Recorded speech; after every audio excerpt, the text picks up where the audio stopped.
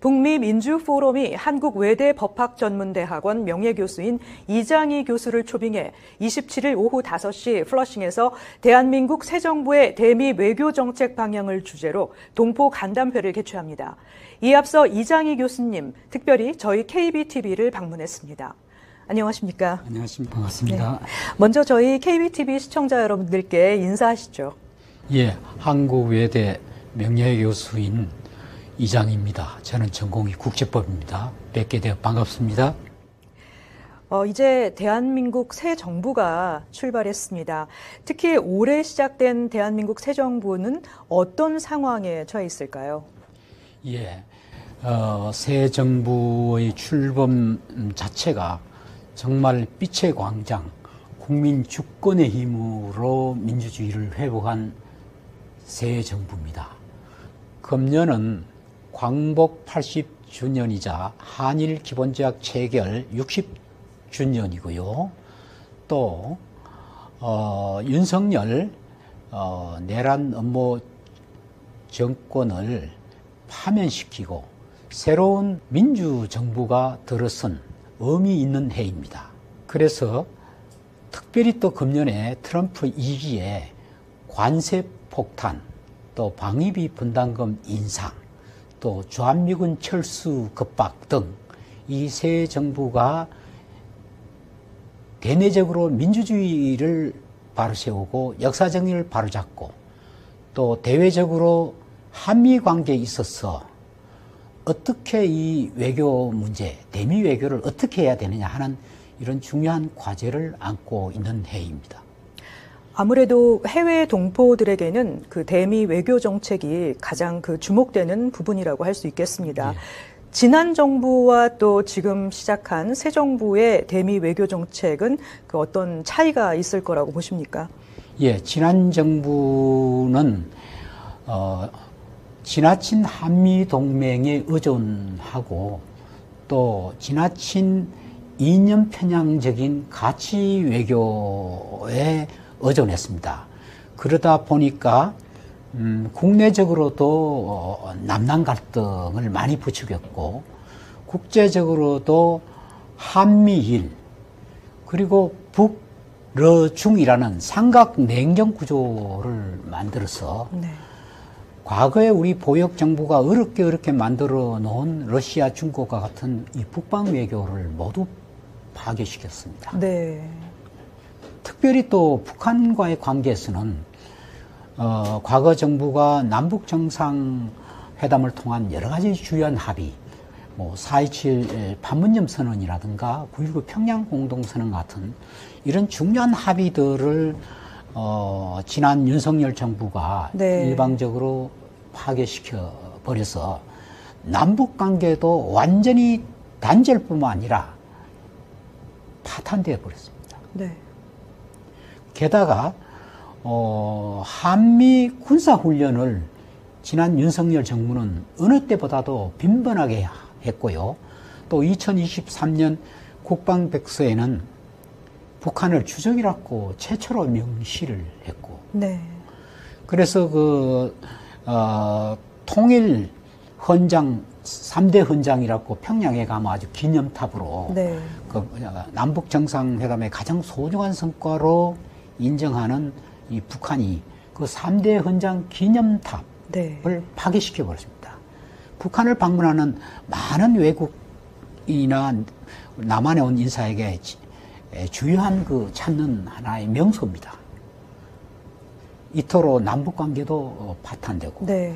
또 그동안에 우리 정부가 과거 윤석열 이전의 정부가 어렵지만은 한일 관계의 여러 가지 어떤 과거 식민지의 어려운 문제들을 어렵게 합의를 해서 일본의 비록 립 서비스이지만은 사죄도 받고 또 나름대로의 어떤 역사 정의를 바로잡으려는 많은 노력들, 이런 노력들도 윤석열 정부는 모두 네. 무시해버리고 그냥 모든 것을 일방적으로 다 퍼져버리고 네.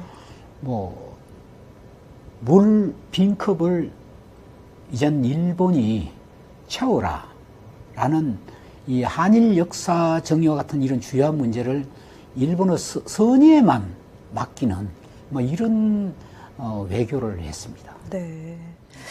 아무래도 새 정부에서 그 정책을 바로 잡아야 할 부분이 많은 만큼 또 어깨가 무거운 시기를 맞고 있습니다. 그러면 지금 새 정부에서는 트럼프 2기 행정부를 어떻게 보고 계신가요?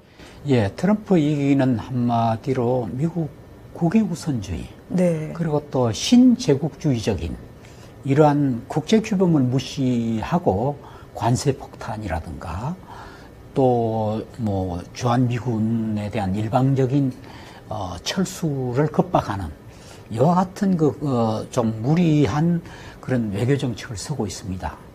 특별히 또 한국은 미국하고 여러 가지 역사적으로도 우리의 한반도의 대내적인 문제에 많은 영향을 주는 나라이기 때문에 네. 미국의 외교 정책 또 우리 대미 외교 정책은 대단히 우리 국민들의 삶에 중요한 영향을 미칩니다. 네. 그럼에도 불구하고 트럼프 2기는 과거 바이든 정부와 달라서 말은 굉장히 엄격하게 이렇게 엄하게 하지만 그러나 또 갑자기 또 이렇게 협상의 폭이 왔다 갔다 합니다. 네. 그래서 저는 위기이자 하나의 잘 이용하면 기회이기도 네. 하다 이런 네. 생각이 듭니다. 맞습니다. 아무쪼록 이 기회를 우리 대한민국이 위기를 기회로 삼길 바라는 마음입니다.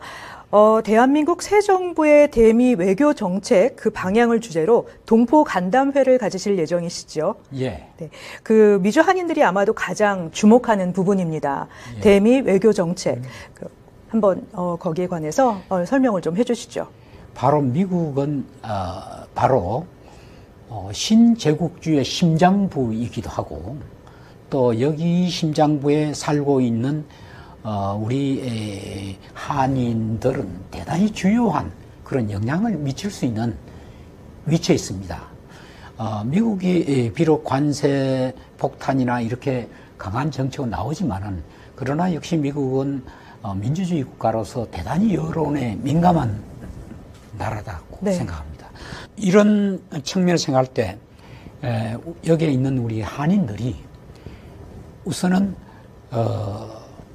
미국에 있는 이 미디어라든가 여기에서 한국과 미국이 서로 같이 윈윈할 수 있는 네.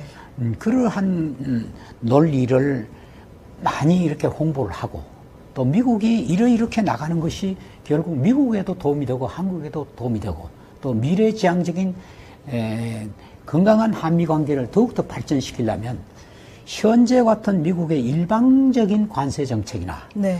또 주한미군 철수를 함부로 이렇게 겁박한다든가 또 국제법에 위반되는 주한미군 방위비 분담금을 10배 이상 인상하는 이런 무리한 정책은 네. 미국에도 도움이 되지 않고 한국에도 도움이 되지 않는다. 결국 한미 관계가 건강한 관계로 가려면 현재의 한미 관계에 지난 70년 동안에 여러 가지의 그 소위 불평등한 그런 조약들이 많이 있습니다. 뭐 예를 들어 말하면 뭐 우리 군사작전 지휘권이라든가 네.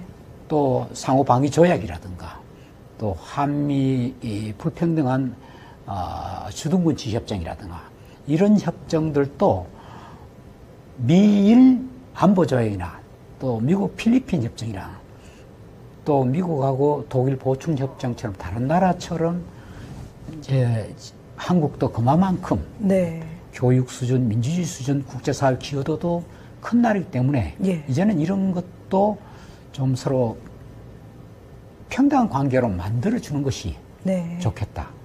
이건 미국에도 책임이 있지만 우리 정부에도 역대 정부도 이런 불평등하고 부당한 이런 조약 협정들에 대해서 우리 정부가 진솔하게 잘 정리를 해서 미국 정부에다가 이것을 아주 정중하게 요구하는 이러한 노력들도 우리 정부에게 필요하다고 봅니다. 네. 교수님께서 또 이렇게 시간을 내셔서 준비하신 동포간담회 성황리에 마치시길 바라겠습니다. 그리고 교수님께서 한반도의 평화와 또 그리고 대한민국의 위상을 높이는 일에 힘써주시길 부탁드립니다. 나와주셔서 감사합니다. 감사합니다.